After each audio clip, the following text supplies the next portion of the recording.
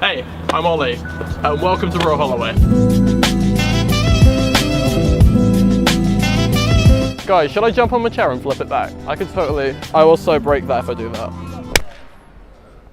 Let's make this video. So Royal Holloway is a campus uni, and while a lot of the pictures online focus on this Founders building, they don't show the local area, so you have no idea what you're getting into. I was lucky because I came here on a couple of open days, and I looked around Egham a little bit, but I hadn't really scratched the surface. There is plenty to do here in the time that I've been here, but then if you're not satisfied, there's transport links to basically everywhere. The first thing that struck me was Windsor Great Park, which is definitely Royal Holloway's most underappreciated asset. I know second years who know that place doesn't exist, and it stretches all the way from campus to Windsor, which is 7 miles away, which is especially great when, as a first year, we don't have a garden, so we have to rely on these outdoor spaces. And yeah, whilst this quad is amazing, you really don't need a garden when it comes to Windsor Great Park. There is a spectacular lake called Virginia Water. I'm a marathon runner, so I like to do laps of it. And there's all sorts of royal gardens there. I had a picnic in the punch bowl the other day. It was absolutely amazing. Plus there's deer. I thought you had to go to Richmond Park for deer. In fact, since Royal Holloway's out in the countryside and the park is so close to us, I see deer on campus all the time, although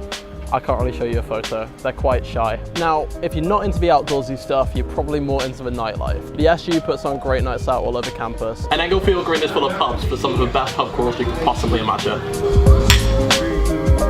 But then if you're looking for any more, you can always go to Windsor or even central London. It might seem quite expensive to go out in central London from Egham, but if you look at the cost of a rent in London, halls there cost double. Then a few Ubers here and there don't seem too bad. That's just because they're in central London, no difference. With the extra £4 a year that you save from living in Founders, you could travel all summer. Plus, just like central London, we have the Thames. I can jog there in 10 minutes. There's a lot of local independent business around here, which is nice, but then if you go to Egham High Street, there's a Waitrose, there's a Tesco, Superdrug, Boots. Runny Meat Chicken is a local favourite. It's literally a chicken shop, but it's so good. And then if that's not enough, you can go to Staines, Windsor, Richmond, or even central London.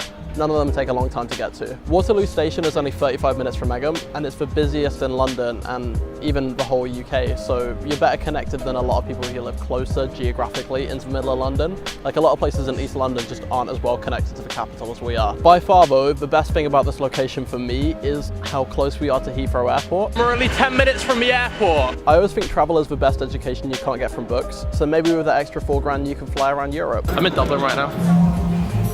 And I'm editing this in a cafe in Bordeaux. It only cost me €4 to get here from London. There are so many cheap flight deals basically everywhere. You can't really beat Egham.